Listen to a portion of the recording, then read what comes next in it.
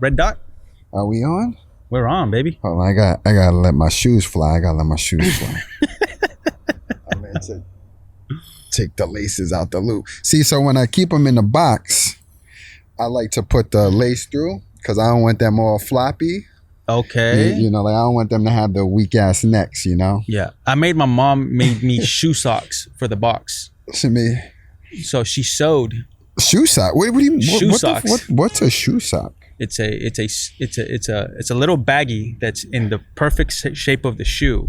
Okay. And then you put you slide the shoe in there, and then you put them in the box. So they're covered. In the box. I love that. So I love that. Like for a long time, like so she made me. I have like the limited edition, the Jordan 1 high tops black satin, murdered out, right, but with the white sole. Yeah. And she made me custom sleeves for those. So like it's like the sleeve is the size, like the shape of the shoe. Okay. And I slide it in, I close it, and I put them like this in the box. Yeah, so they don't have to touch each other. They don't touch each other. Oh, I don't want any residual dust and shit. I didn't think because I'm a fanatic like that too. Yeah. Like, you know, so there's certain sneakers, like actually like there's like some Louboutins, even like some Essential Fear Gods. They come, or even the Jordan Dior's, they come with like individual dust bags. And like, I like that because then you can put them in a bag, tighten it up. Yep. And then when they're in a box, they don't touch. So yes, so I do that with my shoes. So then now there was a point in time when I'd be traveling and like I always needed to have like to check a bag because I would have like 4 or 5 pairs of sneakers with me and I literally transport them in the box. Like I wouldn't even like I wouldn't trust. So the bags keeps them from dirty, but then I don't want them all getting like scrunched up and creases and all of that. Have you ever considered like shoe boxes, but like not the ones they come with, the smaller ones? I've seen like variations. I have a stack of them in my room. Yeah, so it's like all my shoes are like in boxes where when I travel, for example tonight, right, it's like they're in those boxes, bro, and you just bring them with you. Yeah, and you just open them, you take the sleeves out, you take the shoe out of the sleeves, and then you wear it, and then before I put it out or put them back in, I brush them. So I have brushes. Nice. So I brush them, and then I actually there's a spray. What, like a Jason Mark spray or? No, I spray the inside. So it kills any odor. My residual socks smell or something. Yeah. And then it's also a spray that cleans the shoe, and it actually repels water and dust. I've seen those. And it keeps them in like really good shape. Damn. And it's like they're like nice and shiny and like you're actually more meticulous than I am now. When it comes to shoes, yes. Like, but then I have like my everyday wear and tears. So like where it's like call these, them my beat 'em ups. Yeah. So these like I just throw them on every day. But then like I had like the shoes that I'm like, okay, I just love these shoes, and they don't necessarily have to be like limited edition or anything. Like all of my Jordan 1 golf shoes, all of my like Adidas, I wasn't aware of the fucking snake skin Sambas. Like all those stuff. It's I sew up a bag or a bag for each shoe. I have each case, and then before I even wear them, I spray them with the repellent spray. Yeah. So it's like when I'm walking, I kind of feel like, okay, well if I drop something, it kind of like slides off, and then I dust them off because I don't want that dust to like creep in the shoelaces. Absolutely. I'm with you. All right. But like you got a whole shoe care regimen. You know how women be having their skin care regimen? Oh, I take more care of my shoes than my skin. You got the whole shoe care regimen. Yeah, man. Like if my skin routine looked like my shoe routine, I'd be fucking K-popping it right now. Yeah, that Korean glass skin. Yeah, I'd have that 20-year-old glass glow. Yeah, it'd be something like that. But I'm pretty meticulous with all my shit. So the same way I take care of my shoes, I take care of my tech stuff. I take care of my laptops or like my wires. I have pouches for them. Like everything has a space. I mean, and I feel like that's how it should be. Yeah, man. I mean, like it's like my dad taught me. It's like, hold on, like you say, how you do one thing is how you do everything. That's right. That is 100% right. And the biggest teaching from my dad, because like I don't know how people just are unorganized, or is it disorganized? Unorganized or disorganized? I get the point, but I would probably say disorganized. But yeah, yeah. I don't see it. So like, I try to keep everything in its place. I didn't grow up with a ton of money, so my dad would always like, hey, this is what you have. Take care of it. Yeah. So you know, like I would get a pair of shoes a year when I was a kid. Nah. So it was you gotta make them last. You gotta make them last. So I go to school, I come back, I brush them, and make them feel like new, and like take off the laces. You know, with just water and soap, and I put the like air them overnight. Kind of like soup them back up in the morning, go to school and do the same shit at night. That's where I got my little regimen from. Yeah. It wasn't as curated as it is now, but it was nonetheless, it was the same mentality. Absolutely. So I approach that with everything, right? Because like, it's to my detriment sometimes. No. You know, because Rosie, I wish I was as free spirited as my wife. My wife was like, I just bought her a pair of, so we have matching sambas. Yeah. Walking through mud and water. I'm like, how the fuck do you do like, that? I don't even, like people know me, like, I don't even walk on grass. If they're telling me we're going to be in a festival or let's just say we got to cross the street, like, I'm taking the sidewalk. I'm not about to step in that grass, get my shit all dustied up. Yeah. I mean, again, you got the beat 'em ups and the shit I don't care about where I'm like, fuck it. But even then, I'd be like, man. But it still bothers me. Yeah. So like I ask, it's like, oh, we're going to, like, for example, we're going to be in Dallas. We're going to inevitably get invited somewhere. Okay. There's a little house party in the backyard. Yeah. And is it cemented? Exactly. Because that determines the shoes I wear. Valid questions. You know? Absolutely. And it's funny because some people look at me like a fucking diva when it comes to that. Like I remember I wasn't living in LA yet, but we came to visit. And like I was so fucking mad that I stepped on like that no one told me we were going to get on the sand.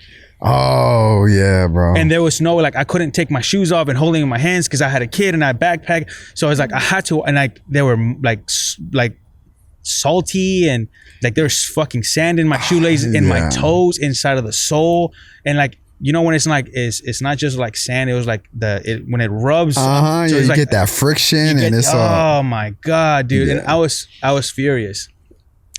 Like. I've even taken it as far as one time, I bought some really nice dress shoes, like really nice, and we went to a really fancy place. And Rosie knows, and this is how much I love her to death, right? She knows how I am with shoes. And it started raining outside. She was like, you know what? And she was in heels and a dress, bro. Like I felt like the woman. She was like, I'm gonna go outside. I'm gonna go grab the car and I'm gonna bring it into so you don't have to walk through the rain. Like she knew. Gotta love her. She knew. Like fuck. That makes a good partner. But it's those moments because I've also done the same for her where I'm like, oh, I know you care about this. Absolutely. Let me go sacrifice myself so you don't have to put yourself in any kind of danger. Because it's not about the perceived value that you. Because it's like, oh, they're just shoes. Yeah. But it's like, no, if I understand they're not just shoes to him and they mean that much more, then respect that and treat it as such. Yeah, exactly. It's a thought that counts. It's like, it's not the fucking shoes. It's I know how he feels about the situation. Absolutely. Let me ease that for him. Right? Because it could easily be misconstrued as, oh, he's a fucking princess. Look at her having to go play the man role and to facilitate things for this little... And it's not that, right? There's things that I know mean a lot to her that I go out of my way for to ease her mind. And she does the same for me. Absolutely. You know? So it's a shift on things, but hey, this is also a shift on things. We're outside now. We outside. Dude, it's honestly, I don't know why we haven't done this. I mean, well, hold on. Pablo, Erik, Unculturable, we outside edition.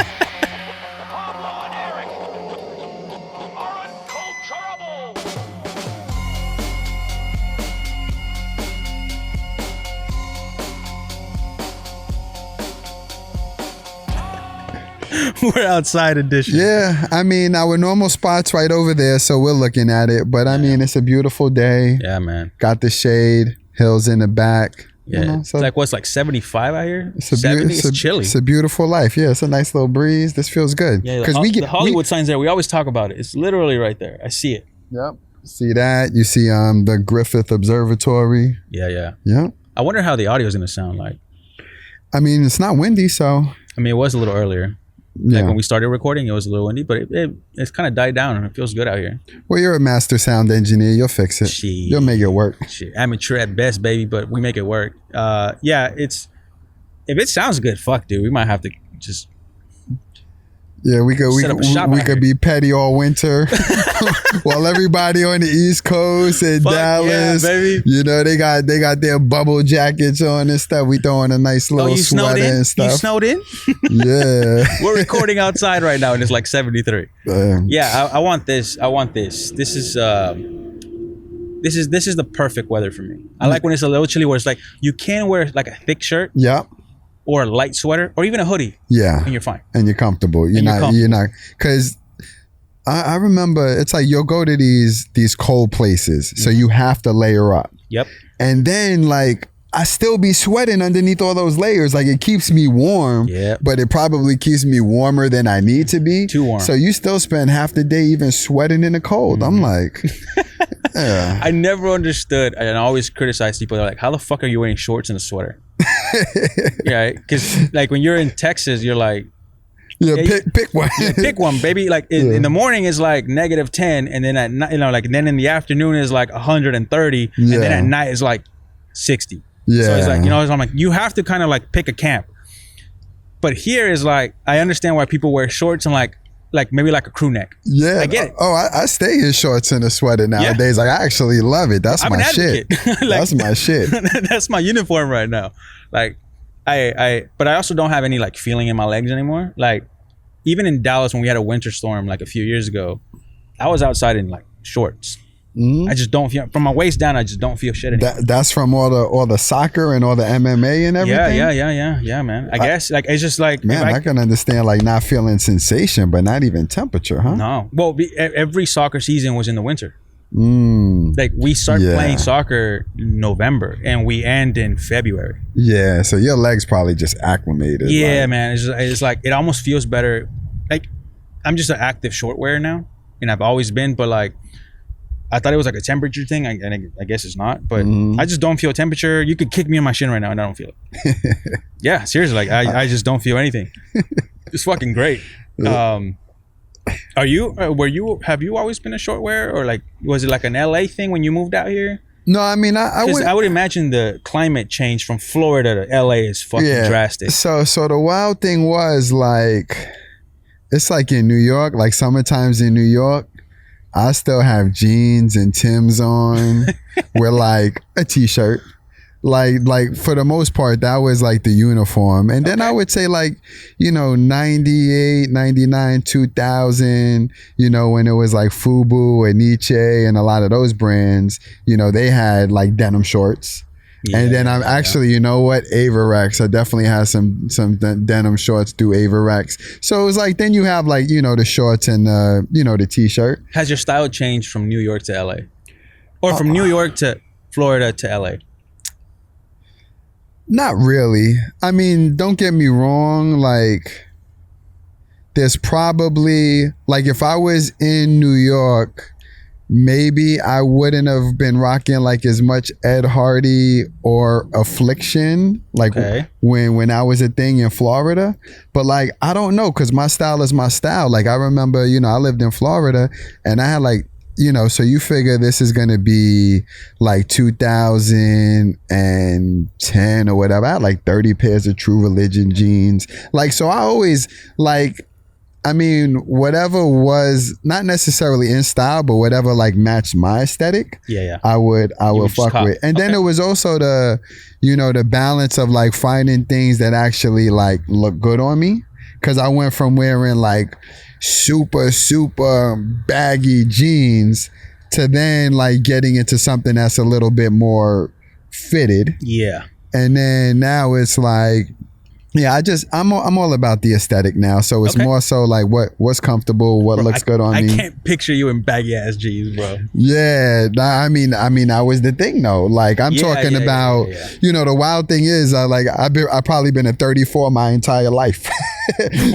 Meaning like I was rocking 34s in junior high school, but them 34s was like fucking, you think about like the Carl Kanai, the cross colors, all those jeans was actually Well, you had to go so much bigger because baggy wasn't a thing.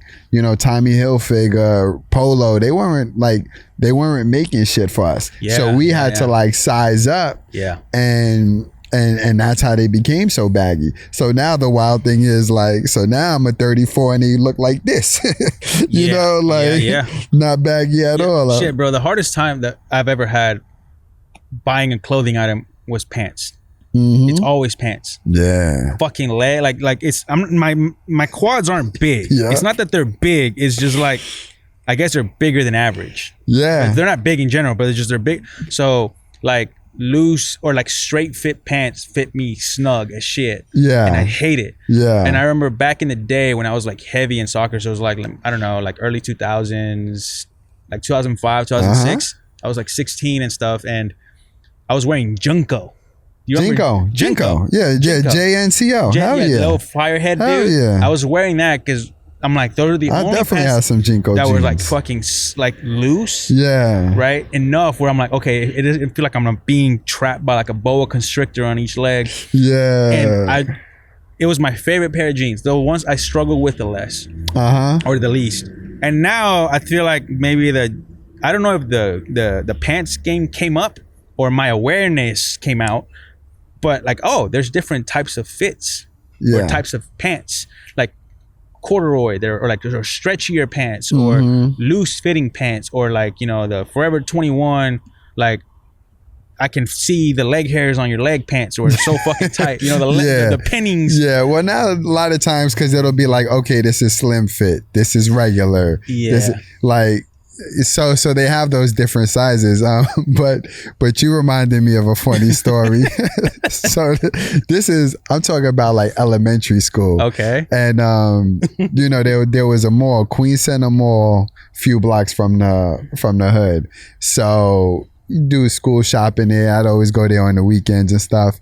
And there was A&S. So that's an old school shopping department. Abraham and Strauss. But it was called A&S, just like a Macy's or something along those lines.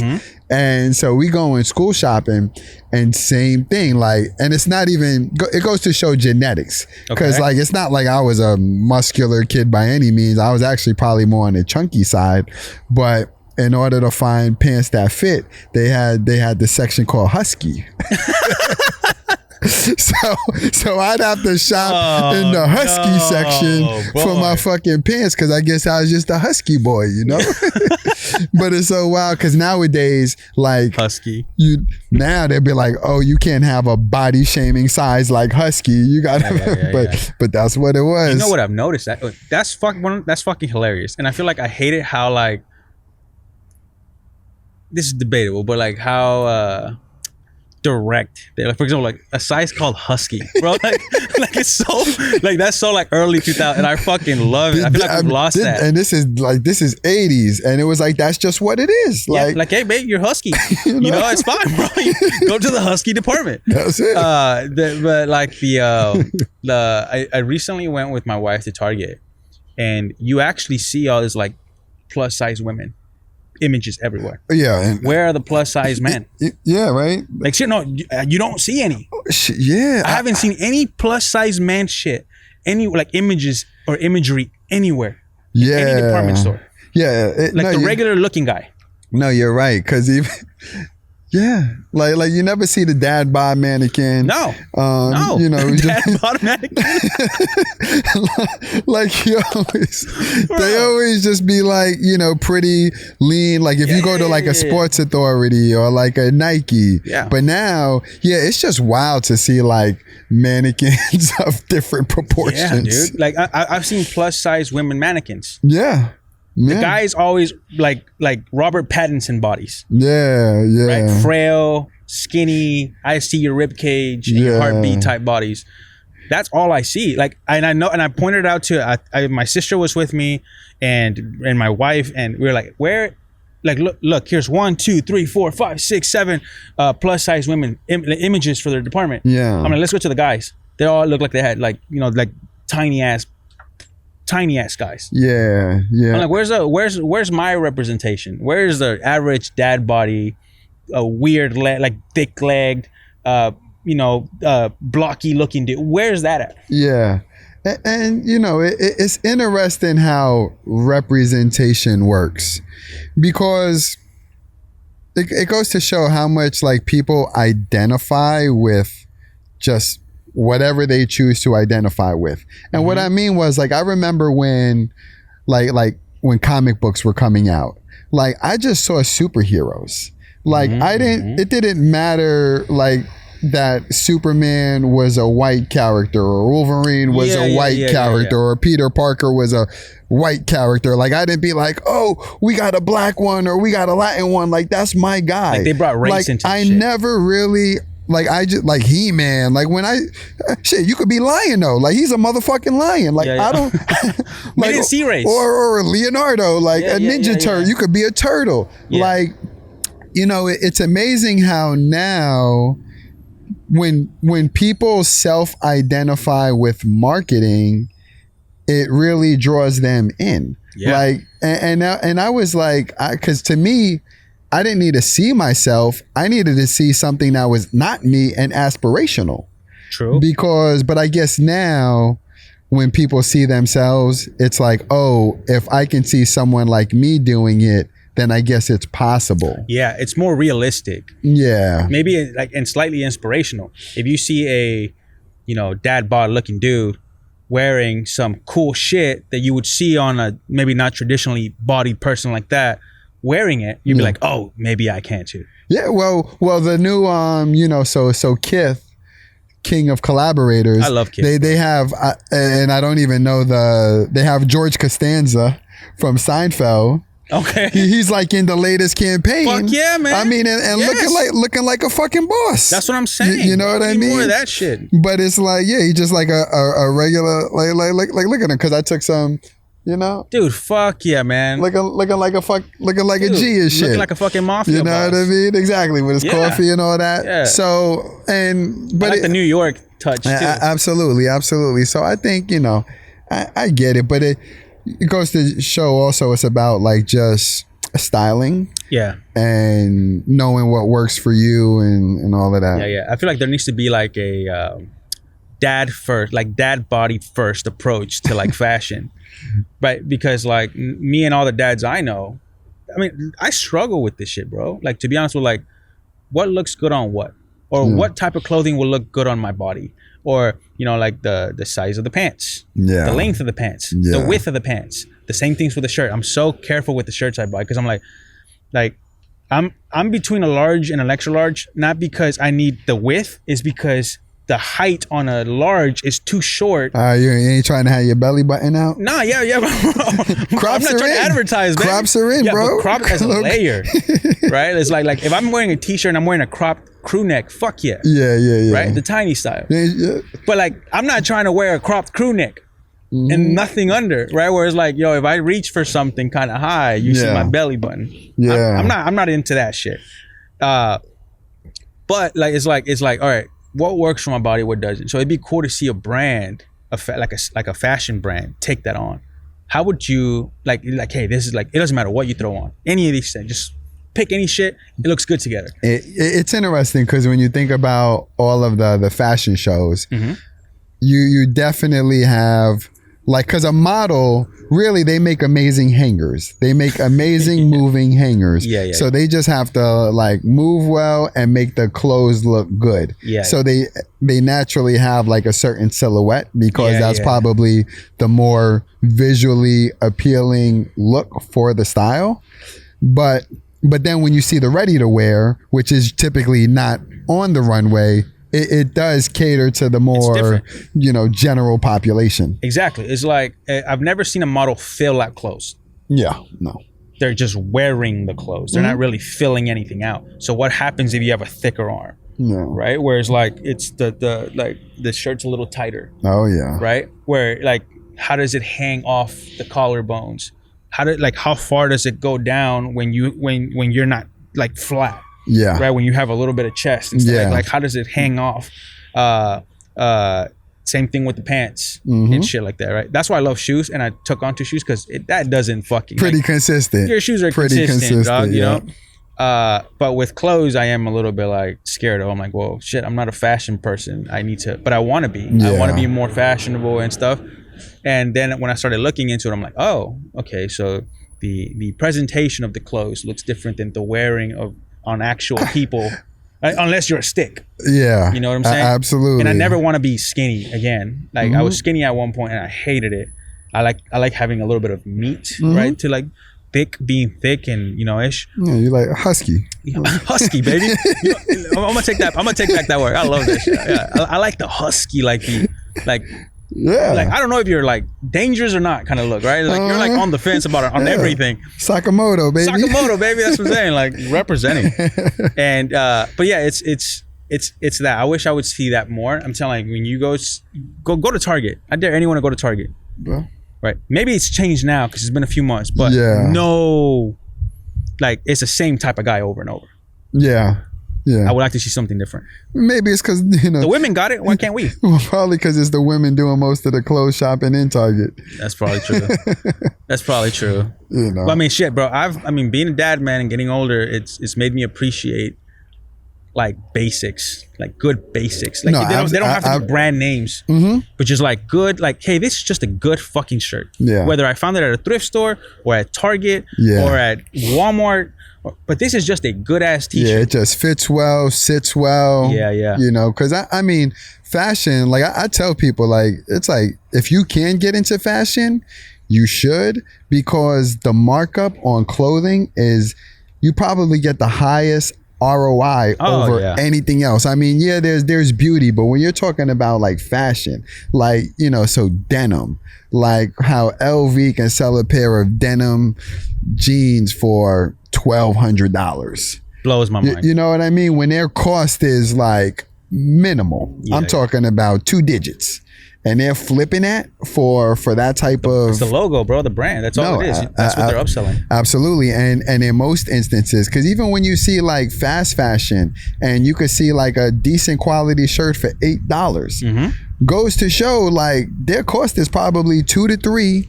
And then there's companies that can take that shirt, brand it, market it, put it on a few people, and then sell you that same thing for $50, $60. 100%. So 100. That's why I look for quality, and it often. So like now that I've been like, my wife got me on Pinterest. Hey, look at styles there, right? And I'm trying to copy outfits. You got your mood board and shit. I got my little mood board now, bro. Right. I even got like the future mood board and stuff. And if you want to see how anything looks on you, send me the picture of the outfit and you. For reals, right? I get it. I got the AI model guy over here, and so like now that I'm on that world, I'm like, oh, it's the guys that thrift shop are often the most fashionable.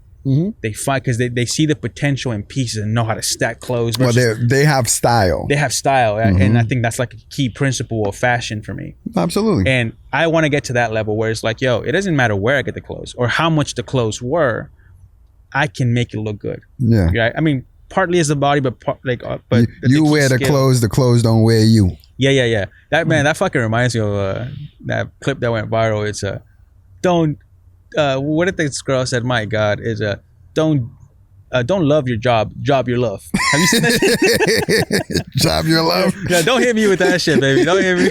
Don't wear the clothes wear. Don't hit me with that. It sounds the same. But yeah, have you seen it? No. I gotta send it to you, dude. Yeah, this girl was like, oh, my friend once told me, don't love your job your love. Yeah. And like, people are like, oh, bars. Well, no, the host was like, I love that. Right? And I'm like, shut the fuck up. You're fucking hand job your love. Get out like of my here. boy just trying to clap cheeks because that was not impressive. Right? If anything, I'm like, and I understand what she was trying to say. Of course. Right? You get the gist. Yeah, I get the gist, but it came off like, fuck. Yeah. And also, I think you have to come in here with a certain level of confidence. Yeah. Like it's wild because everything always brings me back to a story, but like it's nothing to see me in some fucking compression pants. And like if you know me, you see me in Nike compression pants pulling up to the office, like whatever. Like I rock them shits confidently. But there was a moment in time, like I would never think of putting on some fucking compression pants. And And it was actually when I started working out at the Century City Equinox, and there was this one trainer there, guy named Lucas. Okay. And he was like lean, like just had a very amazing physique. He almost looked like he could have played like soccer or something like that. But not a big guy, but I mean like cut up. And like I saw him in some compression pants. I'm like, yo, those just kind of look good on him, like because again, he just rocking them. Yeah. And I had my little discount at the Equinox shop, and they had some Nike compression pants, and I was like, you know what? Fuck it, I'm copping them. Damn. And like the first day I put them on, mad self-conscious because again, like it's so new to me. It's so like you feel like you're wearing the fucking pants. And then I'm like, what are people saying? What are people thinking? Are they like, and now like I love them. Like that's just my thing. I put them on, and I'll be at the gym in West Hollywood, knowing what all the dudes is looking at, and I don't give a fuck. I feel good and I look good, and you can't tell me shit. I fuck with that attitude. So I think with whatever you put on, it's also about you have to like own it, because I tell anybody, like if you're wearing something and you're timid in it, you can tell. Like that energy comes out, and it actually makes the outfit look worse. I'm gonna wear some foul shit confidently. Like you gotta out there and like puff your chest up, because honestly, like if you feeling yourself, even if people know they can't pull off that look, they're gonna be like, yo, he doing it though. Yeah, I agree. There's been, because you know what, that's true, because I guess there has been times where I've looked at someone, I'm like, what the fuck are you wearing? But damn, you're rocking that shit. Like I couldn't do it, but good for you. Yeah. You know what I'm saying? Like, because I usually rock compression pants with shorts on top. Yeah. Right. Is that the norm? I don't know what the norm is Well, I think some are, because you also, y'all need the term understand the difference between a base layer and true compression pants. Okay. Some of y'all be out there with if you got a base layer on, yes, you should have some shorts over that, or at least throw on. Okay, that's probably what I have then, because they're not compression. Like, because when you think about but they are compressed. When you think about like the Nike Combat, it's for compression, but a lot of them are served as base layers. So you don't combats. Yeah. I think they even have that word in there. Yeah, you know what I mean? So like that is served as a base layer, where typically, like if I have those on, like I got some shorts over, or I actually have compression shorts under that. Because sometimes I'll wear like the Nike Combat just to get on the elliptical, because I'm in my building, but I wouldn't necessarily step outside with that. I'm glad you clarified that, because I'm like, I couldn't imagine stepping on those. I'm like, you can see my pee-pee. Yeah, you know what I'm saying? Like, there's a difference. You can see the whole outline, I'm sure. Yeah, and I mean, sometimes with the regular compression you can't, but the way I look at it, you're not scared of like getting, like, being out, you're wearing compression pants, you see a nice lady, Well, I mean, what you think? I'm not wearing compression pants to the strip club.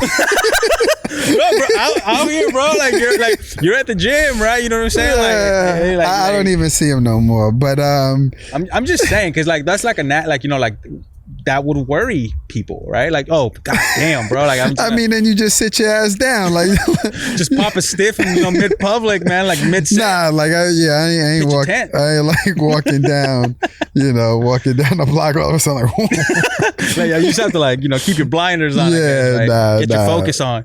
Yeah. Okay, I just didn't know, bro. I was like, I don't know if that shit you think about. Nah, I mean, it is what it is. I don't think about it. I just, if anything, you just put the hands in front, get the little water bottle. You don't do the middle school thing of like tuck it in the waistband. Right. Yeah, you're just like, it's just like, what's it called? I think there's like a term for it, where it's like, brake stand it, a bike stand it, Have you heard that? Yeah, bike stand that bitch. Put it on standby. There you go. You know what I'm saying? I just didn't know. I didn't know what came with any implications of wearing. The only thing that come with that, I was telling my friend the other day, I'm like, yo, guys are fucking guys. Yeah. And I mean, like, whether you're gay or straight, they do the same shit. Yeah. Cause like, so put it this way, I'm in the gym, and like, just like if a guy sees like a hot girl, like they may look And or be trying to stare like these guys do the same fucking shit. You have stories like no, I mean like there'll be a guy and I'm walking past him and I can see like he looking at me and then he looking down at my dick and then looking at me like just how some foul guys look at a girl and like you're getting stare her all up and down and shit like that and I'm like, you know what, that's just a guy thing. It's not even a matter of like sexuality thing. The direction is different. It's just a fucking guy thing. I'm like, yo, guys are guys, because like girls for the most part like girls just don't give you that type of eye contact. Like even if there's an interest or whatever, they're never as guys are just blatant. You know what I mean? Like but hey, girls are getting there too. Not that they're never gonna be, I think, as opportunistic and bland or like blunt and like just obvious as guys are. But I think women are starting to get there though. You don't think? Not for me, bro. Oh, okay. Not for me. Like honestly, it depends on where I'm at. Because there's certain cities where, and I'm not gonna start saying which races are a little bit more vocal about how they feel about me. Latinas? No, actually not. Asians? No. Whites? No, I got to be like in the ATL, somewhere down south.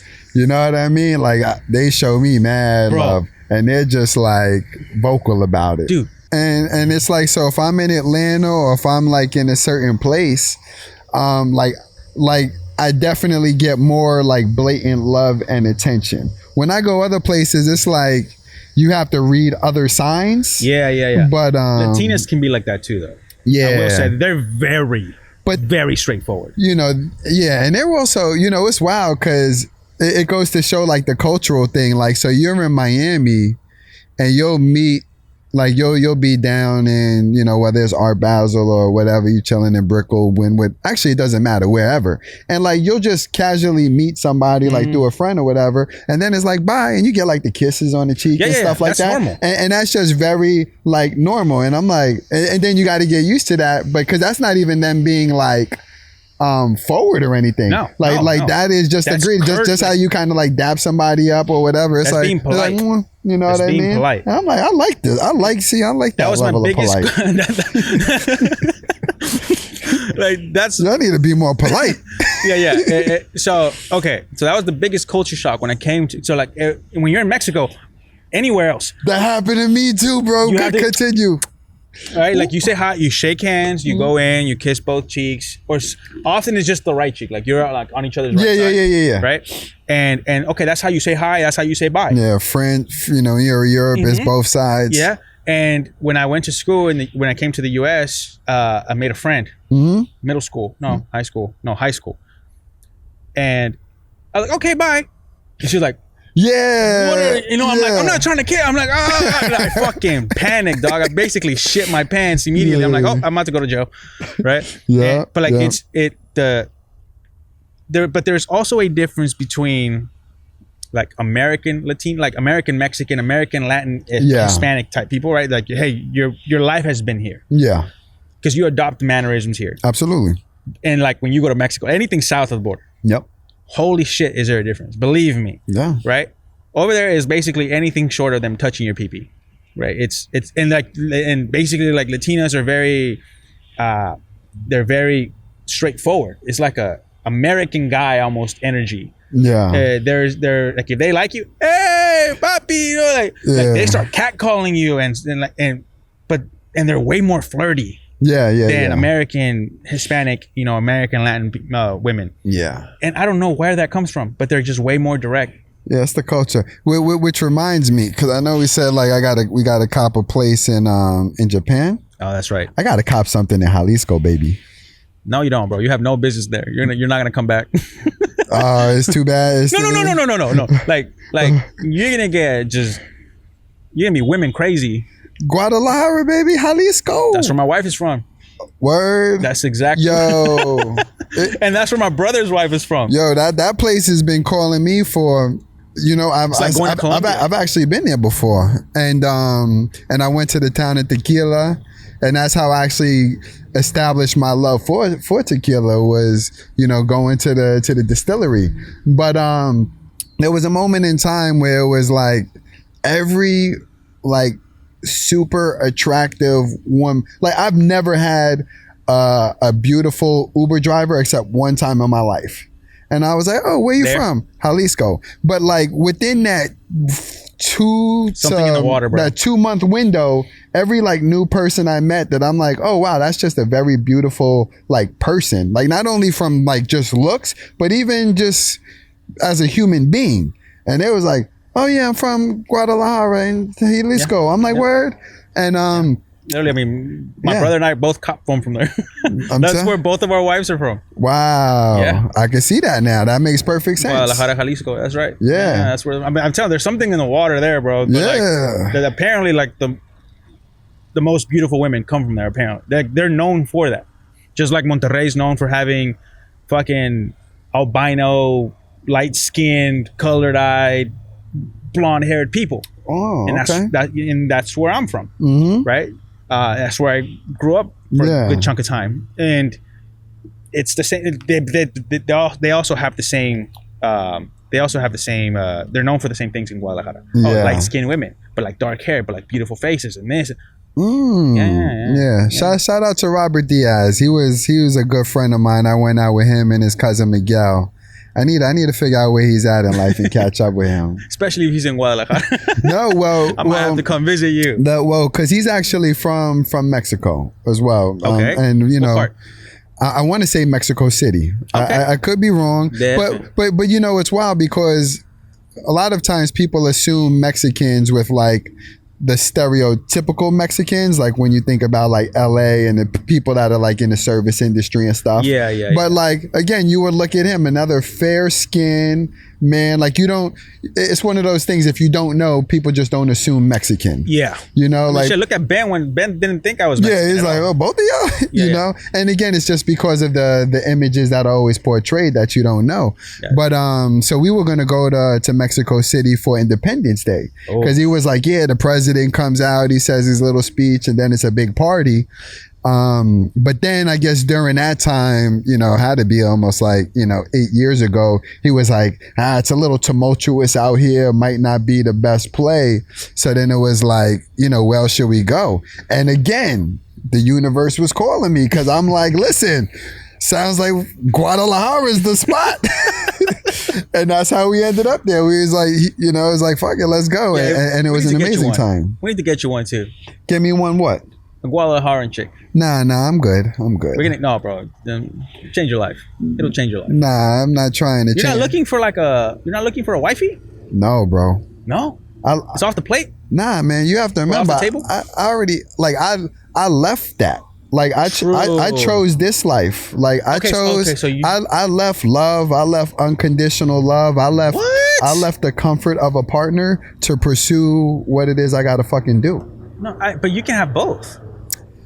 I think, you know what? Like, look at me. Like, I have that, and I'm pursuing but it's like it's being with the right person that gets you there, that allows you to have that. Yeah, and you're absolutely right, because you're a missed opportunity. For some women, you're a missed opportunity. Like you're a good dude. You're a really good dude, right? And just a great guy, and a good hang, and good personality, good mentality, good character, etc. Thank you. And that sucks. That basically is like you're off the market because there's a woman out there looking for someone exactly like you, and but you're just not in the market for that. But I have enough self-awareness to know that in order to get the best version of me, I need to be where I want to be. I get that. Meaning if I'm in a situation and I'm not able to fulfill the role that I want in that partnership, that's fair. That actually fucks with my head and also makes me not the best partner. Yeah. Well, I'm gonna give you something to chew on, bro. I suffered from the same thing. Okay. And the being with the right person and wanting to get there actually fueled me more than when I wasn't. Mm-hmm. Right. So being with Rosie, and wanting to give her that life and going through struggles together actually made me way more dedicated, way more persistent, consistent, and etc. That eventually we got there. Like the life I wanted to give her is the life I'm giving her, right? Sometimes that is the push itself, because if you say, "Oh, I won't be," I'll do that when I get this. It's like you're running with a Twinkie in front of you, right? It's like it's because then when you're there, you're like, well, when I have when I have 5 million, well, okay, when I have 10, okay, well, when I have 15, right? Like the goal just seems to never come closer. It just gets further away as you get closer to it, because you're a man of ambition, you're a man of goals, and you have a drive. So it's like if you go to the gym and you're like, well, I've only done 8 sets, I'm gonna try 10, and then you're at 10, you're like, I'm gonna try 12. I can squeeze out a few more. You know what? I'm gonna try 14. You know what? Next time I'm gonna go up and weight because I can do 14. So you're always, because you're always challenging yourself and wanting to do better. It's that drive that's never gonna let you feel like you've achieved something, which has a toxic side to it. You know what I'm saying? That's a double-edged sword. It's a great thing to have drive, but the lack of ever feeling like I'm accomplished and not looking back at what you've accomplished could be detrimental to someone's growth too, because you don't see that. No, you're absolutely right. But I also think if you're going to get into a relationship, it's a partnership. Yeah. And I think you need to identify like, okay, well, what do I want from this person and what am I able to provide in return? Yep. And, you know, as somebody who's not actively trying to pursue a family, because like if I was trying to have children, then finding a wife or a partner will be very high on a list of priorities. Right. So if I'm not trying to do that, then it's like, okay, if I invite you into my life, then what value, I know the value that I can bring you. And then it's like, well, what value do you bring me? And if I'm a man where it's like, it's tough because I can't say specifically what I want a woman to do for me, only because I've been so used to doing everything my own anyway. So like, unless somehow I met somebody where it's like, we can like, somehow I felt like we can actually grow together, like into a business or something. But for me to just live my life, you live your life, and then, but we find how we just live life together, I don't want that. Yeah. No, and I fuck with that, because you also have a bar, right? You're not going to settle for anything either. So like, do you think you'd be aware enough to know, oh, this is a special lady. She's special. Like, if there's anyone that can get me to change my mind, I'm not saying wanting a family, but just like, hey, this works. This is a nice partnership. I egg you on, you egg me on. We're building each other up. We're creating shit. We're you know, like we're empowering each other to chase our dreams. And when I don't have, you give me. When you don't have, I give you, type thing. That type of energy. Do you think you'd be self-aware enough to know when you have like a lady in front of you like that? Or are you just so fucking focused right now? You're like, even if the right lady came at me, I don't think I would notice her right now. I mean, I like to... Because you're about to break a lot of hearts, man. No. Just putting them on ice. Putting them on. I like to think that, you know, when it's that time and my desires actually... Because I get everything I want. So once I'm ready to flip that switch and say, this is now what I want, then I'll have it and it'll come. And I'll be able to identify what it is. Yeah. But are you going to pretend you're poor first? Like hit him with I'm going to buy a used Camry. I'm going to take him on the first date. Nah, and bring out the Bentley that don't work, because one, that's not me. Like meaning like there's... I probably should be driving a Camry, and I'm not. So there's no way I'm gonna, you know, be a billionaire in, you know. But then how do you know if a woman likes you for you, or they like you for that fucking, you know, the Euros that you brought out, the Bentley that you're driving, the penthouse that you own, the multiple properties, the millions of dollars? Like it's when you hit a certain level of success, how do you know if it's love or if it's just pure convenience? I would trick them. It's going to be a lot more difficult to discern, and guess we'll find out. I'm just saying, bro. I'm just like, I'll create a battle test ready plan for you, right? So you can like, hey, look, you're gonna go to Chipotle on the first date. But in a lot of instances, I mean, you can tell. And some people, the thing is, like a lot of women out here, like, you know, they think they have game, and like, you know, they think they like, you know, saying something or whatever. I'm like, you know, the way I'm gonna tell, it's like, yo, there was a meme where it was like, listen, if she was, you know, she's like a real estate agent. You know, it's kind of like, so if she was went from a dancer to or you know, did the poker games, or you know, or and now is a real estate agent. You know that you can like, backtrack. You know, and my whole thing is, a lot of times it's also, I mean, again, people find themselves in like certain situations, but you know, like next time I meet you know, like any girl I know that's also been with Michael B. Jordan, I'm like, hey, I'm good on you. You know, like girls be like, oh, I dated Michael B. Jordan. I'm like, who didn't? Great. All right. Yeah, I remember. Like, what? That's supposed to make me give a fuck? Like, yeah, I remember when I knew. Do you know who? You know that Dom guy is? Dom Kennedy, or who? Is that his last name? I don't know. Is he a rapper? But he was a model first. Oh, maybe. Yeah, this guy called Dom. Well, I knew him, and then Dallas and shit.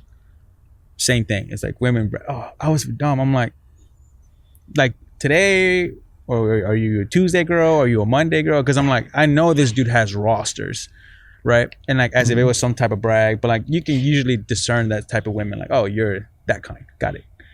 Can you? Is that what you mean when you say like out here, Michael B. Jordan stuff? Yeah, and I mean, I guess you have to know the difference, because like, I mean, I've known people that it's like, you know, I've been in relationships where, yeah, they dated millionaires, billionaires, producers, all of that, and then, you know, and then you realize that, okay, they're not with you for the money, but that's probably because they did all of that and finally learned that that's not all there is to it. Is that usually a red flag for you? Like I like basically nothing but like, you know, they've dated, but it's like somebody's a bunch of producers and actors. I mean, you know what? It's not even about like who you dated.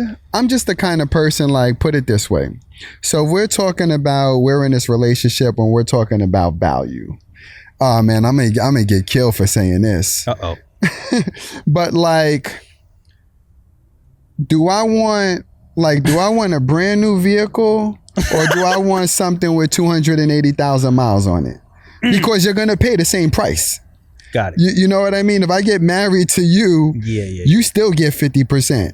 Yeah. Or so it's one of those things. Well, I mean, unless you have a prenup, right? Yeah, no, absolutely. And I guess it just all depends on like the kind of value you bring. And then again, just like I'm the same kind of person that, you know, might not wear a certain jacket or outfit if I see somebody with it. Like, I actually don't want to walk up in a spot and know that she's been with I might run into somebody who dated my girl, because like I do take pride in like who I'm with, and like I would want I like exclusive shit. Yeah, you know what I mean? So you want someone that's like unaware, clueless, and ignorant to the industry, doesn't give a fuck about names. No, I mean, but no, because honestly, like, I know a lot of people that's in the industry, but they know it's the industry, and like, so they work the industry. They not the work. Got it. You know, like, I know a lot of people that be bouncing around doing this and that, and they think they doing some shit, but I'm like, yeah. You're actually just, you know. Yeah. I mean, maybe LA is just not the best dating scene. Yeah, and I think with like social media, like a lot of places, unfortunately, the dating scene is going downhill. Yeah. But the good thing is, like, again, it's just like when people be like, oh, you know, there's a lot of fake people in LA and blah, blah, blah. Like, I'm like, I haven't really met many, because like the way my energy is and what I attract, like, I really don't attract the crazies. I don't attract that type of person. So even though they do exist, it doesn't even apply to me. Well, I think you filter them out. I think you have a very good radar on you. You also know when someone's full of shit, because you've told me. Yeah. Right. When moments when we're at the Brightly, sometimes, like, I remember I asked a question about somebody, and you were like, yeah, you don't want to fuck with him. Like, you also know. Yeah. You know what I'm saying? So I just think that gives into like what kind of person you are. That's why I always tell you, if you trust him, I trust him, just by default, because I think you have a pretty good radar on yourself. Just like as if you were to go to Dallas and I show you around, I'm like, hey, don't fuck with this person. I do want to like pull up. I do want to get a nice Dallas experience one time. Bro, we can go to the ranch. Yeah. Get some like, you know, in the ATVs. Yeah. Just fucking run around, like do something, bro. Yeah, smoke out. We got to make that shit happen one time for sure. Yeah, I would nice. like that. Yeah, we can go. I'm telling like. We can go to the fucking bunker in the ranch. I'm telling you, that's wild, the wildest shit, bro. You would think the world is ending. I will pack the appropriate shoes. Please, there's a lot of dirt, man. You know, but yeah, it's we gotta get you out there, man. It's a good time everywhere we go. It's just like golfing, cooking out, family, a little bit of drinking. My family drinks, just bunch of get-togethers and like a ton of food and talking and like going to the ranch and having a good time. And like I said, like making like carne asada and like fajitas and smoking brisket and like the typical Texas shit. Yeah, we gotta get you out there, man. But I also tell you who to fuck with and who not. Like, you know, we know the spots to go to also. Yeah. You know, but yeah, it's okay. I'm glad we settled that. I'm sorry, ladies, but my boy's off the market for the time being. And even if you were a good lady, you're a ghost to him right now. Yeah. My boy is way too focused. No, I mean, because again, like, it's a good thing, man. It's not a bad thing. The thing is, it's like, because I'm able to accomplish anything I put my mind to, there was a moment in time where I put my own personal validation in the type of girl I could bag up. Ah, okay. You know what I mean? Like it's kind of like, they'd be like, yo, he got the baddest girl. And it's like, you find that in like validation and stuff like that. So really, I mean, so you found yourself actually what I'm trying to do is kill my ego. And that's going to be very hard to do because, like you said, I can't see myself in a Camry. You know, it's like I want to be in a Camry. I want to be in a good old fucking nice souped up Civic. Like I love me a nice Honda Civic. You know, but like my ego and just, you know, what I like to portray, which doesn't mean fucking shit, is still something very, you know, strong, and it's something very me. Yeah. So like that's why it's like I'm not really trying to be out here trying to feed my ego in a way that could be counterproductive or not good for me or somebody else. Got it. So it really comes more so to like me really just being focused on me. And we're peeling back the onion, baby. I'm understanding the layers now. Yeah. I get why you think like that a little bit more now. Okay, well that makes sense. Yeah. Okay, that makes sense. It's about breaking bad habits. Yeah. So what's the number one thing like right now? Like you say, I'm trying to break and kill my ego. By the way, I'm gonna give you a book. So I went through that shit myself. Okay. It's called Ego is the Enemy by Ryan Holiday. Yeah. I'll give you that book. I finished that bitch. It's really good, bro, and it makes you kind of reflect. But yes, so the question I was asking is, what has been the biggest challenge so far in terms of breaking this ego? Like when you say that, what do you mean? Like, or give me an example. Like you gave me one of the Camry, right? I should be driving a Camry, but I'm not. I mean, so my life is the sum of all of my actions. Meaning like I assume responsibility for everything I do have, everything I don't have, like all of it. And there was a moment in time where, you know, a lot of my life was about trying to seek validation in like relationships. Yeah. And almost feeling like the right relationship will complete me.